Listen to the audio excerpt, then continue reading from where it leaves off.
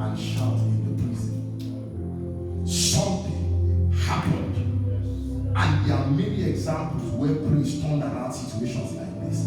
He said, suddenly there was a great earthquake. They didn't ask for it. They were just thanking God. I want to believe that they were thanking God for the privilege of suffering for Christ. I don't know if you get what I mean. Let me tell you something. Adversity in the life of a believer is always promotion. That's why we are different. Adversity in the hands of God is not a stumbling block, it's a stepping stone.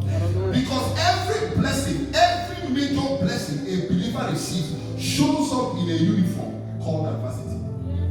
Oh, the adversity called Goliath is what announced David. Are you understanding what I'm saying? Suddenly, there was a great earthquake, so that the foundations of the prison were shaken. And immediately, all the doors were opened. I want you to see this. The Bible says the doors of Paul and Silas were opened. Is that what the Bible says?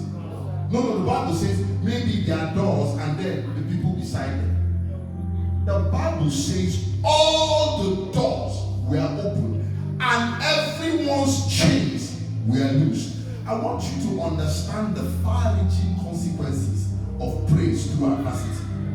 When a man begins to praise through adversity, the hand of God does not just deliver him, the hand of God delivers people that are around him just because they were around. You know, there's something I want to say in Pidgin English, but I don't know if you understand it. You know, there's something called I may see. You know, you may not have been part of the transaction, but because you were hanging around the transaction and they were sharing money, now they have to give you because it will be awkward. Are you understanding what I'm saying? That's the kind of blessing that comes with praise in our heart. It doesn't just rest on the person praising, it rests on the environment of the person praising. The Bible did not say only one prison door was open. The Bible says that all the prison doors were open. Let me now tell you something. What we don't know is the CV of the other people that were delivered. We know from scripture that at least only 2 people were righteous. Do you know that there might have been a murderer in that prison? But they were blessed because they happened to be in the same prison with Paul and Silas.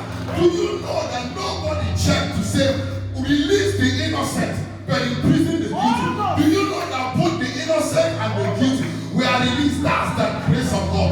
When I tell you that the greatest gift you can have in your life is priesthood, understand what I'm talking about. Because when priests begin to operate, the glory covers everyone. Let me tell you, priests stand between God and the people. They don't minister for just themselves. That's why when the Bible